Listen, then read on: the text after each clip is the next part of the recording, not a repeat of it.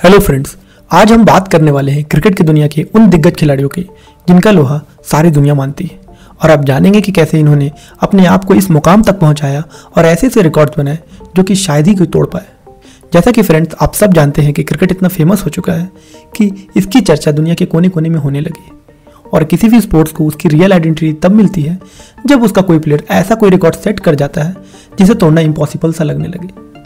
तो हम आज ऐसे ही दो दिग्गज खिलाड़ियों के बारे में आपको बताएंगे जिन्होंने इस खेल को यानी क्रिकेट की दुनिया के बाहर ऐसे ही अलग लेवल पर सेट कर दिया है और एक नए मिसाल कायम कर दी है और बन गए हैं क्रिकेट के गोट यानी greatest of all time spinners.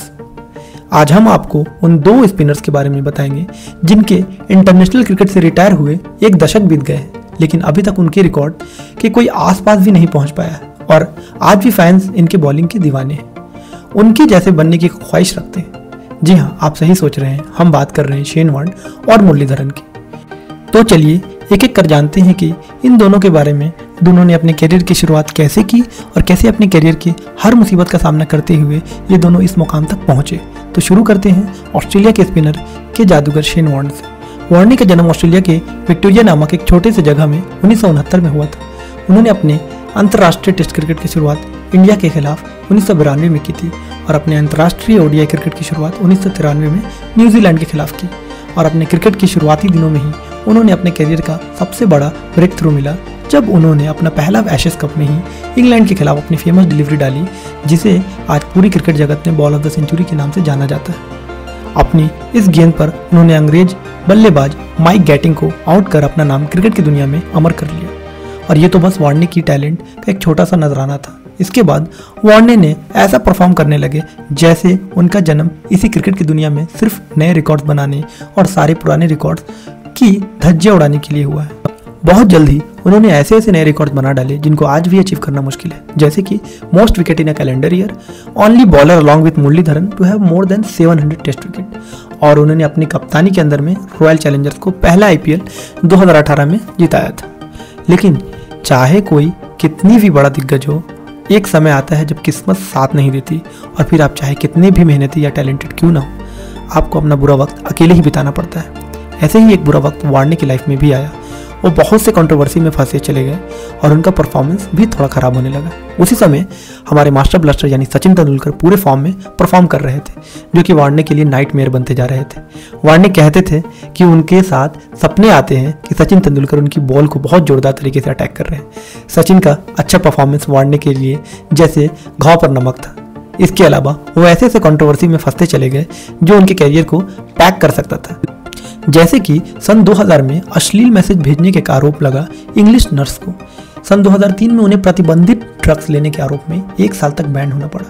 और 2006 में जब उनकी न्यूड पिक वायरल हुई जो उन्होंने मॉडल्स को भेजे थे, इस कारण उनकी वाइफ से डिवोर्स फाइल कर दिया था। वार्न हमेशा किन्हीं न किन्हीं कारणों में न्यूज में बने रहते थे। एक बार 2011 वर्ल्ड कप में उन्होंने एक सटीक भविष्यवाणी की थी कि इंडिया और इंग्लैंड का मैच टाई हो जाएगा और वही हुआ। वार्न ने अपनी 2 बुक्स पब्लिश की। पहली Shane Warne my own story, दूसरी Warne the official illustrated career, और उनकी ये दोनों बुक बेस्ट सेलर साबित हुई।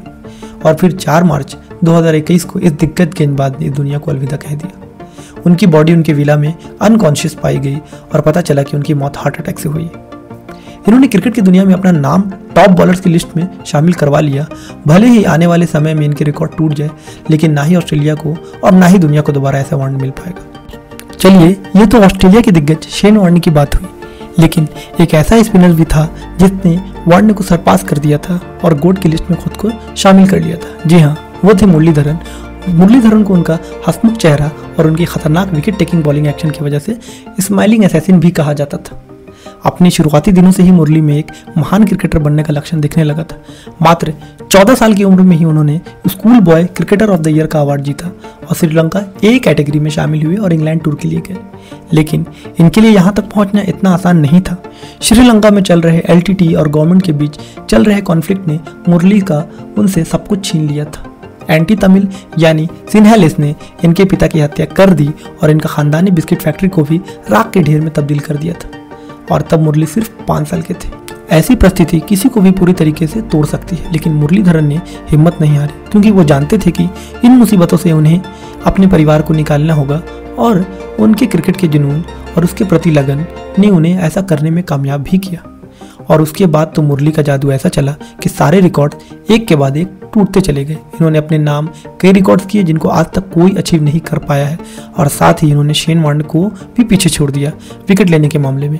एक छोटे से आंसू की बूंद जैसे एक देश की इकोनॉमी खराब हो गई थी और हर जगह कॉन्फ्लिक्ट हो रहा था, वहाँ के इस खिलाड़ी ने यह साबित कर दिया कि powerful people don't come from powerful places, they make places powerful. Murali के नाम कुछ शानदार रिकॉर्ड्स हैं, जैसे कि most career wicket in test with 800 in just 133 matches with an average of 22.72, और सबसे ज़्यादा man of the series trophy test cricket में। और 2004 में वो दुनिया के सबसे यंगेस्ट बॉलर बने जिन्होंने 500 विकेट लिए। इतने अच्छे परफॉर्मेंस से हर जगह नाम करने के बाद मुरली की लाइफ में कुछ टफ टाइम्स आए। मुरली पे गलत बॉलिंग एक्शन के लिए सवाल उठाए जाने लगे, जिससे कि मुरली एक बहुत बड़ी मुसीबत में फंस सकते थे और उनका करियर खत्म हो सकता था। लेकिन जब मुरली अपने रियल लाइफ के प्रॉब्लम से नहीं डरे तो प्रोफेशनल लाइफ के प्रॉब्लम्स की उनके सामने क्या औकात है। उन्होंने एक्सपर्ट्स के द्वारा प्लान की गई बायोमैकेनिक्स टेस्ट को पास किया और आईसीसी को उन्हें क्लीन चिट देना ही पड़ा, और उन्हें फिर से ये साबित कर दिया कि champion isn't born, it's made with passion, hard work and determination. इतने बड़े बड़े हादसे किसी भी इंसान को तोड़ सकते हैं और उसे मजबूर कर सकते हैं कि वो अपना देश छोड़ के कहीं और चला जाए और एक नई जिंदगी की शुरुआत करे। लेकिन वो कहते हैं ना, what doesn't kill you only end up making you indestructible. Murali सिर्फ क्रिकेट ग्राउंड में ही नहीं, रियल लाइफ में भी चैंपियन की तरह उभर कर आए और सिचुएशंस का डटकर सामना किया, और इसके बाद भी उन्होंने कई रिकॉर्ड्स बनाए। मुरली अगर गिव अप कर देते तो शायद हमें इतने नए रिकॉर्ड देखने को और सुनने को नहीं मिलते। अगर वो उस समय भी गिव अप कर देते तो आज इस मुकाम पर वो है, शायद उस मुकाम पर पहुंचने का उनका सपना ही रह जाता और किसी एवरेज बॉलर्स बन के इतिहास में कहीं गुम हो जाते। ये दोनों स्पिनर्स शेन वार्न और मुरलीधरन इसलिए महान बन पाए और क्रिकेट की दुनिया में इतना नाम कमा पाए क्योंकि इतनी बड़ी बड़ी मुसीबतों में फंसने के बावजूद उन्होंने अपनी ड्रीम को गिव अप नहीं किया, बल्कि जिस परिस्थिति में लोग बिल्कुल टूट जाते हैं और सब कुछ गिव अप कर देते हैं, उस परिस्थिति में उन्होंने अपने स्किल्स को और पॉलिश किया और अपनी मेहनत और टैलेंट से सबका मुंह बंद कर दिया। और यही सबसे बड़ा रीज़न है कि दोनों स्पिनर्स का नाम आज गोट लिस्ट ऑफ बॉलर में शामिल है और टॉप पे है। और इन दोनों बॉलर्स को इसलिए भी गोट लिस्ट में रखा गया है क्योंकि उनके समय में ना ही इतना डेवलप टेक्नोलॉजी था और ना ही रिव्यू का सिस्टम था, और सबसे बड़ी बात तो उस समय के बैट्समैन प्योर क्लास क्रिकेट खेलते थे, ना कि आज के जैसे बैट्समैन की तरह उलूल जुलूल शॉट खेलते, और जिससे वजह से उन दोनों में विकेट हासिल करना बहुत मुश्किल होता था। अगर ये सब उनके समय में मौजूद होता तो ये अपना मौजूदा रिकॉर्ड को कोसों आगे रहते। हालांकि इसमें कोई शक नहीं है कि आज दिग्गज स्पिनर्स की दुनिया में कमी है, लेकिन जो नाम वार्न ने और मुरली ने इस समय में बनाया है वो काबिल तारीफ है।